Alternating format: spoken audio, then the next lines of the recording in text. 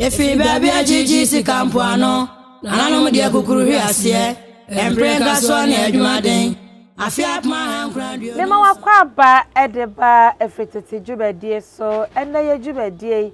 sane ye ne da no ye de brewfi ice cafe ye wo Kumasi cultural center ho na ye de free brew ye hyase ye hwe ye nana Otumfour ye Osei Tutu abebio Asante man nyina ewura sese de onye Asante man ewura nkwa wo ye Ghana man nyina ewura yahwe no ho asem fi na wo mu a de besi na henie ni nyuma a waje ni awope enyina yahwe enne ye baba behwe na achievement obroni kasa no no achievement eniama a wobedi ade se sante hene waye ama Ghana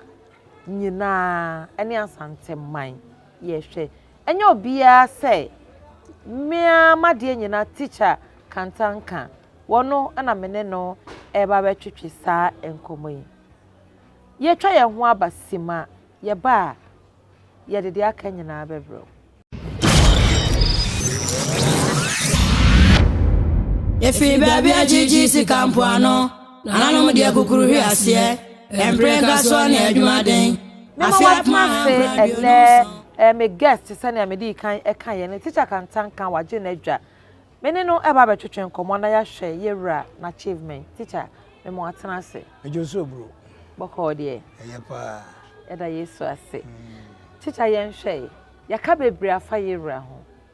wanya mfie aduenu mienu ewa konwa so edien na waye ama Ghana man ene Asante man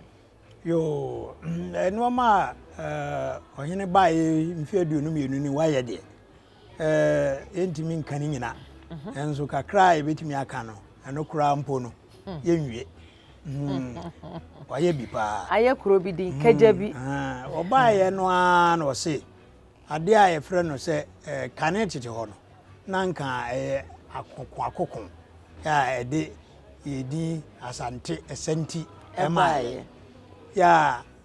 na no nso nya no na ode bae ne se enwoma sua ene mpuntuo entok ekon ya ifra adwene mu sa ekon a yede adwene ene ekon apre mpuntuo ene yedi ene nkrata mu ene suku kuro mu yede ye enti obaya na ose da bi odo power ekuo bi ene ose sa akuo yi me nana no mba bi omo wo bia no de obo no ho modene bia de mo bi ye hia no bia mo mpema no no ntimi nyire no ho obi wo ha ne papa betimi ne maame betimi obi wo so a oni bi enso obo no ho modene sa nkrofo no ene opaw ekuo se monhwe na efre no Educational Fund Otumfour Educational Fund oye sa de no no ode abo nipa mako empem asa ene akire I just say 300 over 300,000 sa over 300,000 if you do no mienu no ya wo munya ya Asantefour ma debi de oye no no se ono de ofa ne se Ghana no da ho ni nyina obia ye ne nana enti se wo ya wo bo sa moden no na se wo de ya to ho no badwakuo no aya to ho se wo a obetimi aye se ni no ye be ma obi no emfa ho ba bia wo fire ye be ma obi amankrofo pi bi so sa ya sabia nya do omonye Asantefour Asante no so aye ka no enye Ashanti region nkwa na ye fra na Asante ukokwo a Asante ku ewo ho uko ayi achim ene krobo famu ho a efro new dwaben Asante wo ho uko eye pue mantem uko anwrafo esoro a rawra kaje bi wo mu nyina wo ho oba bono a bono east bono west ene bono miensa muane nyina ansa na waba eno pa ho a wo san tra ho a ba bia bi wo bia ene sese wonya bi nkwa ade a obenya bi na waye saa nso nyese bia onye afi no obeye waye ya ogusu a oye obaye no so san ka say ade a ye frɛ no wontwi ode asomdwe ena ode baaye enti sɛ wo ya bia wo ne onua ɛwɔ manso ɛda montemo ni titiribu anyemfo ya wo mon sa asesam akopie court ana sɛ mentime ho ase one ne nua ohene ana sɛ obi ne obi nti ye ho ase ya enye sɛ bia nyado enipakum de aban empene sɛ ko yibra fie na emom de aban pene so bia sɛ utimi yiba fie de ene o ma kwan sɛ obi anko yi no mfamra na o de ba ya nso nsɛm a wasiesie no ɛno nso yentimi nka no dodo pi ye nyina ye ne tua sɛ bibi ti sɛ dagbon ɛyɛ dagomafo ntokwasi wo montam ɛma aban kra hu sɛ sɛ de Asante hene sisi ensem e de emfa asɛm we ma no ye de ma no nso asɛm a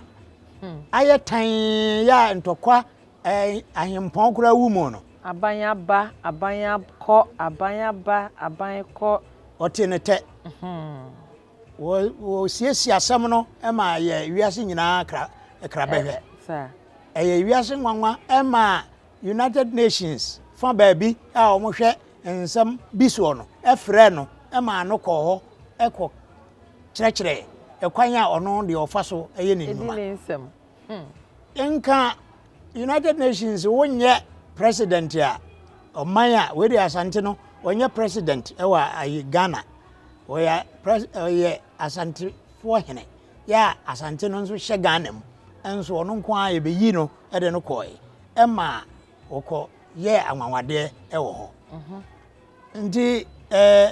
enoma a yese obaye waye bi no obaye nso manhia yenyina yenim se de na manhia sitie ada yi bia chiachia ebi de nchansin so aye basa ebi efom ho mfuturo nko a ni nyina obaye ni nyina be opeka akoba bia onya baabi se ka esam ho ya obomodin de atoto nyuma nkumankuma no ewo manhia ho no bi sese oba otise sebia nyado o president bi wo ma bi mu a oba enti ni nyuma a waye de adan sie otimi ono anante no akopɛ wo mo esi adan se mo esi adan na enyefo na menana no montobi eno nso yenka se wo santini ngwa na atim tobie obia opeso otobie wi a otimi tobi eno oye aban nkasa di ne dwuma no oboa aban ahodo a abakro oboa wo mo ama aban bia ka ne ho asempa ebi ne de aban a obeto ye ono ba afi apem ahankron adi okronkron oba ye no aban na wo eye Rollins aban ena na wo so bia nyaado na ye twema mentwe enso wode ni ofiri ni nyansan mu etimi ne tenan ama basabasa bia ama kirei ono a president no etwa ne ho ka se wahu nipa a ne ho ye no wanwa eye saa time aban na oteso eye yewura Rollins emwa bia sese ode boa no ensusue bia sese oba ne ho ene ne besusu anase ono a etutu nanamon ekọ osu abankasiem ene aban kwadwene ho ede na adwene ma aban oye anase etupmra bi so aban no a de oteso a waye president no ono a tutu ne nan eba ne ho ene ne badwene nsam bibia akoyie pepepe ema ono na chi president foforo ba ya na efra president kofo ono nso ensam bi a edin pa kire se osom ba bi ensomo no obebo na amane no ono a edi na chi ene World Bank ekoka ekosrei ema ne yeye wo mo ni to Asante hene ema de sese wo mo yema president no bia ne Ghana ma bia wo mo ye ono na chi President Mills bai ono nso bae wanyana antutu na jejemu kra one no kabo mu efise ono de wo se osoma ban a owo so to obi a whoever comes eno achi ena president Mahama bae ono nso ono ananu uton se emre bi na baabi a Ghana aduro no na edin pa enso obeka kire no ono odinachi ene ne call America World Bank ekosre ema omo ni to ono sandehene ema sika botna ayi openo ana omo se omo mfama no omo de ma no ema ne de beye ne man mpuntuo ewo Ghana memo President Otumfour baye ono nso saa eno ma bi kura sabenka ehwede Ghana ye kwa akosine abrochire baabi ode na no ntumu yese da bi osande hene de na no atumu a ene emra Ghana eno achi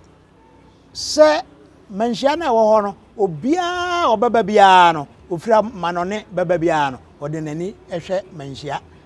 eko hia Asante yentwa ye ho sima na yenkwaje ya aboafo nkrato ye ba ye behwe ne a eto aso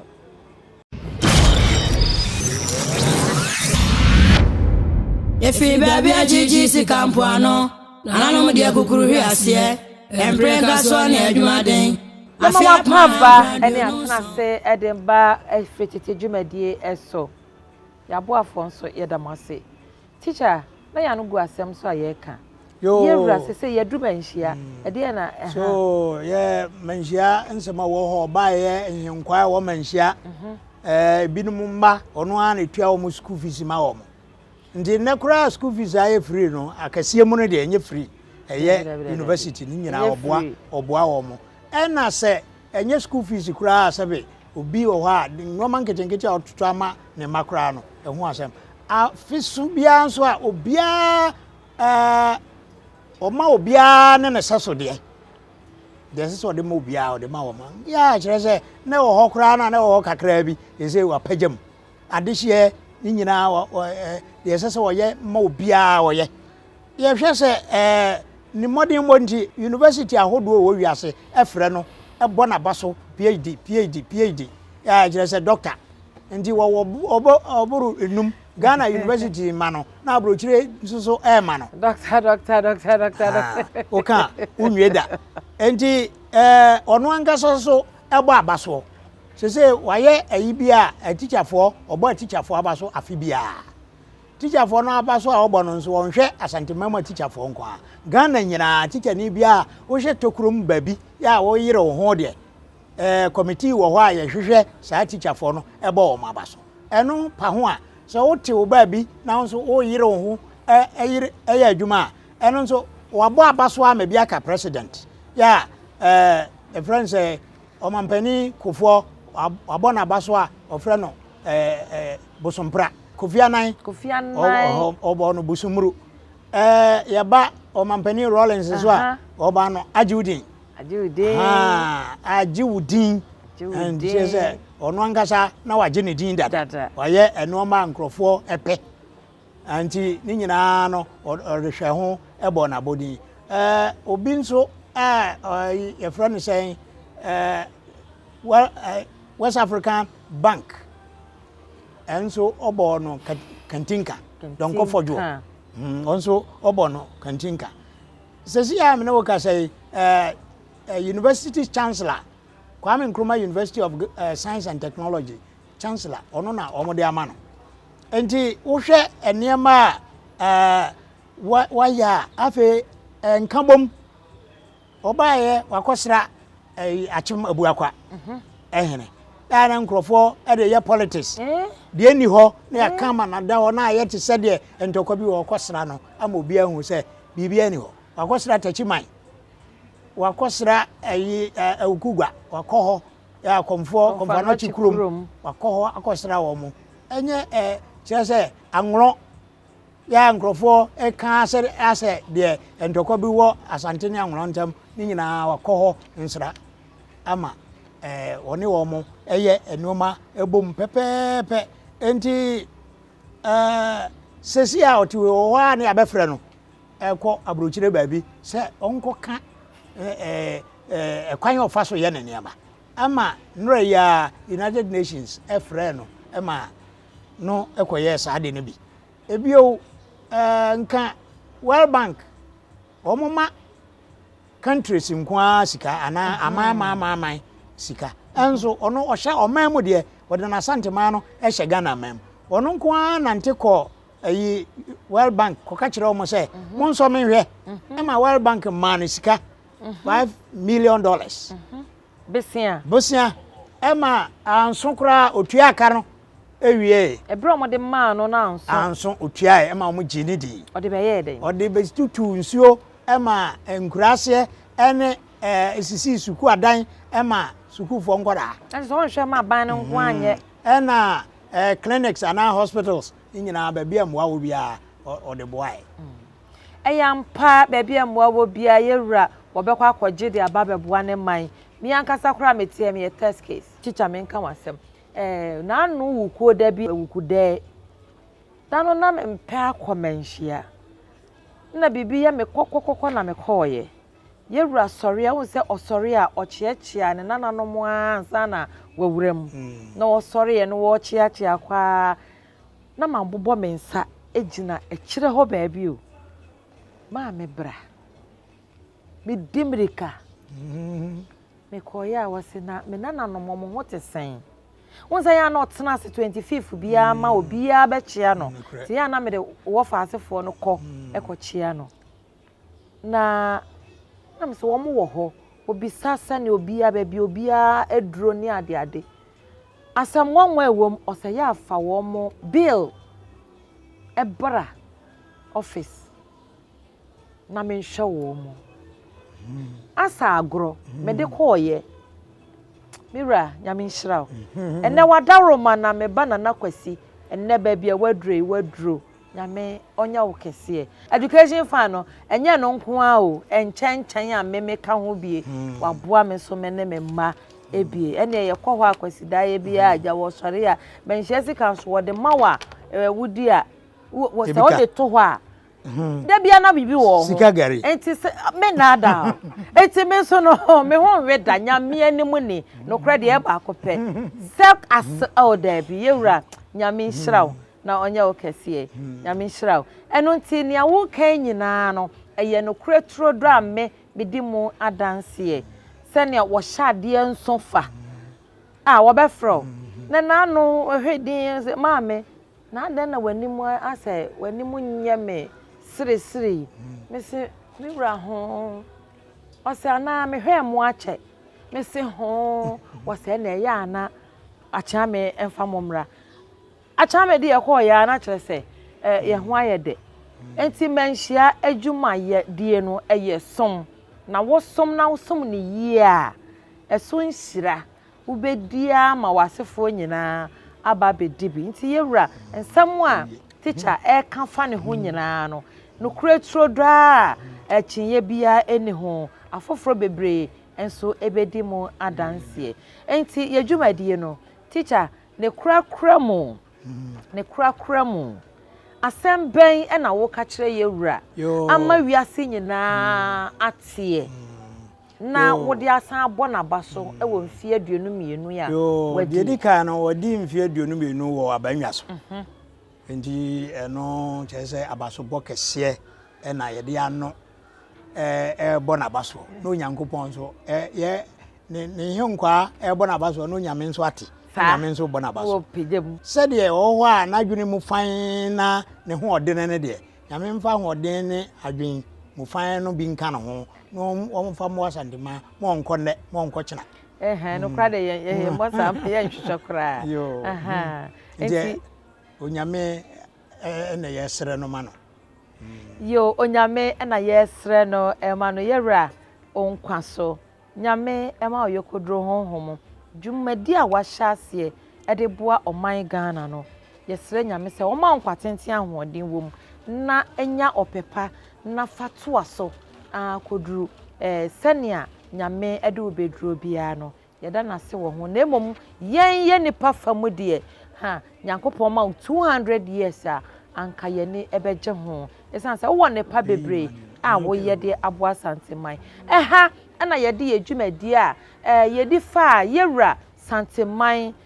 ewura eho nyina ebesie adom tom ye ne a ye wone da senne ansana no ye beda ice cafe womo na aboa amaye baabi atena ye de dwumadie efi ebremo anonne womo de eka ye ho sanso na aduane papa bi ye kire meti he mi sori ya me ko kire fish ya me pe womo betoto ama me kama emo jollof bibia ubenya edi anone ana baabi abetena ye odwumadie ne do weekend di ajayo live band bibia tuatua aya wonya hoho afane bra hawate nani beje okwa ni remfi wudin sa enso na Park Prestige Ventures womo so task papa eho na wo benya bi na wo de aye renovations wo fia wo si ne foforo ene ne wo ye nyina wo benya de aye